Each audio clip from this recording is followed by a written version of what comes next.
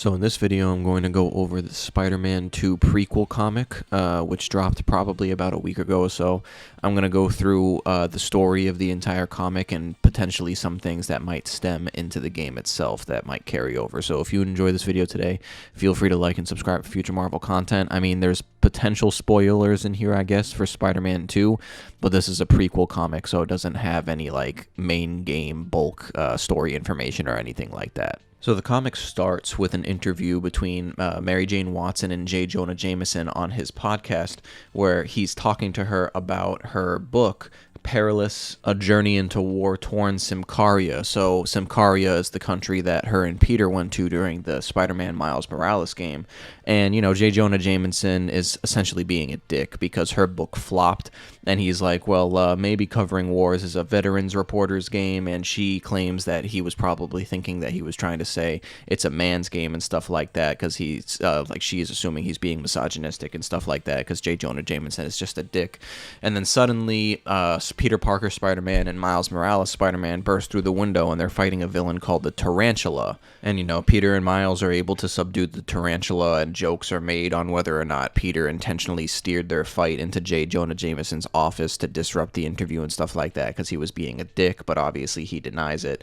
And then we move on. They're having like a cookout where Peter stays in Forest Hills, Queens. And Mary Jane makes mention about how Peter has been spending time getting his teacher's certificate so that he can become a teacher, and that he probably has been struggling finding a nice paying job in the meantime. And then Peter makes mention about how Aunt May had to take a loan out to keep Feast up and running during the Devil's Breath crisis, which took place in the first Spider-Man game.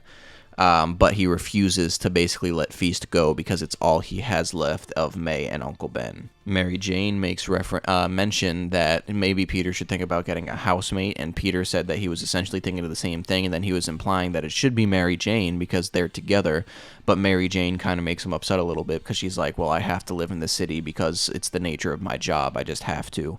So it kind of throws off their dynamic a little bit in the comic itself, and then Miles shows up, and they talk about how Miles and Peter are also rusty because Peter was in Symkaria, obviously, during the Spider-Man Miles Morales game, so it's been a little bit since they've had the chance to work together. And then they also talk about the devices that Mary Jane uses in the first Spider-Man game to distract people that she's trying to bypass during those little minigame sequences. And Miles talks about how he's trying to find a way to upgrade it, and then Mary Jane says, yeah, I was always wondering if maybe those can essentially have offensive capabilities as well, so maybe foreshadowing not only more Mary Jane minigame sequences in Spider-Man 2, but maybe those devices that she can throw can have different offensive capabilities as well, so it's less sneaking around, and might have a little bit more fun in that way as well, because I know people really weren't too big of a fan of the Mary Jane sequences, so maybe having more offensive capabilities will help make those sequences more fun. So Peter, MJ, and Miles go to this car repair shop so they can get parts to work on the lure, and they notice that something is off, so Peter and Miles throw on their Spider-Man outfits, and they go to the roof of the car repair shop and look in through a skylight window, and they see that there's like a gang of people wearing these hoods that are trying to hijack some cars and steal them, so they break in and they start attacking this gang of people wearing hoods, and the people start turning invisible once they attack them using some sort of tech. So MJ throws some paint on them so they're able to be seen, and they're able to actually subdue all of them, even though they are still invisible. However, when the police arrive, the people who are invisible manage to bypass them somehow and escape. So afterwards, Peter and Miles are on patrol, and they're trying to find out more about the gang they just attacked, when Peter says that there was something on his Friendly Neighborhood Spider-Man app that about a jewelry store nearby that they went to go check out, and he went in, he just immediately did a web blossom, expecting it to be the gang of people in the hoods invisible, and they did manage to catch some of the invisible people, and then Miles took off one of their hoods and revealed that it's the hood that is making them invisible, so it's not magic, and it is actually tech, because they were speculating that it's possible it could be magic, but Miles didn't believe that. And then when they have these people tied up, they say that they're working for someone called the Hood, but nobody knows who the Hood's real name is. And they also claim that even though they're using tech to become invisible, that the Hood is the real deal and uses magic to be invisible invisible, and he can even walk on air at one point.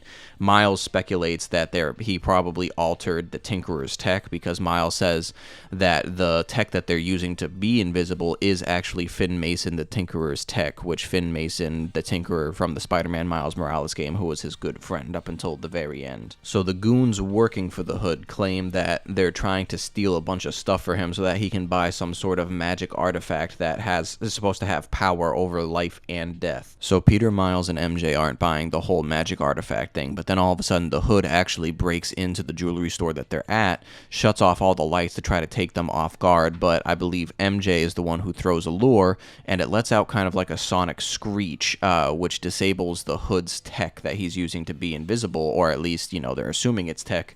And they try to take down the Hood, but the Hood does manage to get away with some jewelry as well. So now they assume that the Hood now has enough money to buy the artifact that they were saying he was trying to buy. So the next day, Peter's patrolling by himself, and he's on the phone with MJ and Miles, and he's talking to MJ about how he kind of took personally that MJ wasn't trying to move in with him, although he does understand that it's for his job and stuff, and how it was just throwing him off when they were fighting the Hood the night before. And then that night, Peter and Miles are on patrol, seeing if they can try to find the Hood. And Miles says that he created some beats that basically had the sonic frequency in it that the lure had to disable the Hood's tech. So Miles basically just starts playing it as they're roaming around to see if they can try to flush the Hood out. And they do manage to find the Hood, who seems to be hiding in this like kind of abandoned looking rundown building. And when they get there, they see that the Hood is actually trying to buy this magic artifact to save his mother's life. His mother is on her like deathbed from cancer, and he's trying to use this ancient, supposedly magic tablet to basically not bring her back to life, but make it so she doesn't die. So hopefully it gives her life and gets rid of the cancer. So he starts reading from the magic tablet, and like some type of magic type of explosion all around the Hood happens. It doesn't, not like a hurtful explosion, but like this magic kind of gust and stuff like that happens all around him. And it seems like nothing happens. So it seems like the cancer is still within his mom. And then Peter and Miles both break in, and they see the situation.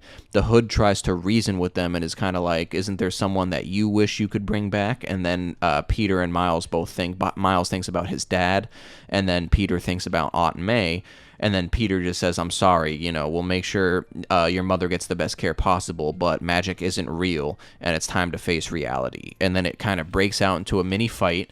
And then the Hood's mother begs him to stop, and then she says that all I wanted was for basically peace, like a peaceful final moment with my son. I don't want you to save me. I just want to be with you in my final moments. So Peter and Miles give the Hood and his mom a moment.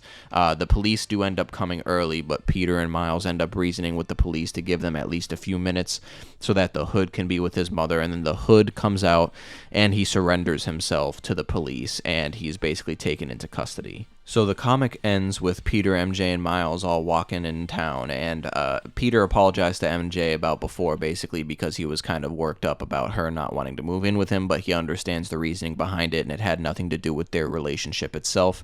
Miles says that he's thinking about going to ESU for college for music technology, because throughout the comic, kind of like a very small detail was he was conflicted about whether he wanted to pursue science or whether he wanted to pursue music, which is why he made beats with the sonic frequency in it as well, so it plays into that part. So he said he's going to go to ESU for a music technology program because it's going to be the best of both worlds. And then MJ goes into the Daily Bugle, and the comic ends with, it appears J. Jonah Jameson is buying the Daily Bugle, and he's going to move it uptown and run the whole show of the Daily Bugle instead of just having his podcast. So obviously that will be interesting to see in the main game itself. So this comic was pretty good, right? It doesn't give a whole lot of detail as to the main things that we're going to see in Spider-Man 2, because obviously it looks like some of the main villains are going to be Kraven the Hunter and then Venom. We don't really know what form Venom is going to take. Spoiler warning for Spider-Man, like the Spider-Man 1 and Miles Morales.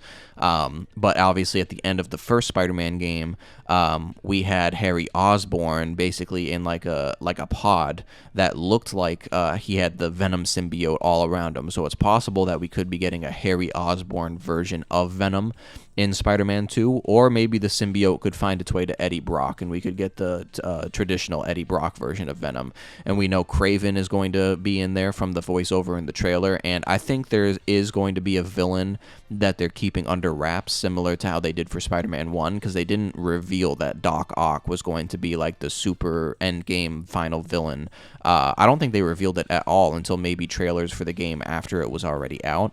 So I have a feeling they're probably going to do something similar, but probably with Norman Osborn, the Green Goblin, because Norman Osborn was already an antagonist in Spider-Man 1, even though he wasn't outright the Green Goblin. So I think we can be able to expect the Green Goblin in Spider-Man 2. Well, I kind of got off topic from the comic a little bit, but I think there are 3 main takeaways from the comic. I think one of the main takeaways is the fact that J. Jonah Jameson now owns and looks like he's going to own and run the Daily Bugle now.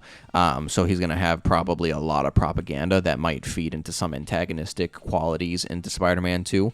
That's one thing. The other thing, obviously, I believe is the Hood, because even though the Hood got arrested, he did seem to activate this magic tablet that he managed to buy. And even though it didn't save his mom, I have a feeling that the magic tablet gave him the abilities that he traditionally has in the comics. So in the comics, I believe the Hood gets his powers from these boots that may allow him to walk on air, and then the cloak that he wears as well, which is why he's called the Hood. But the cloak, I believe, the powers that are in the cloak actually originate from Dormammu. So it'll be interesting to see if the magic tablet in Spider-Man 2 is actually what gave him, or gave his cloak the powers that he traditionally has in the comics. And then the third thing I think as well that can be taken away from this is that the person that he bought the magic tablet from, he's or I should say he or she is referred to as the Foreigner, but it's kind of just referred to in passing. But I have a feeling that the Foreigner, quote unquote, might come up again. It could be maybe even someone like Kraven, or it could be another villain that we just don't know about yet. So I think that remains to be seen. But I think those 3 main takeaways are what we can expect to carry over more so into the actual game.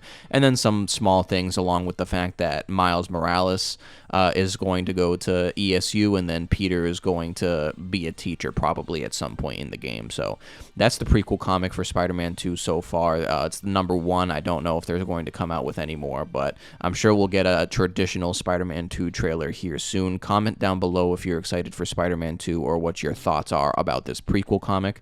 If you enjoyed this video today, feel free to like and subscribe for future Marvel content, and I appreciate you for watching the video.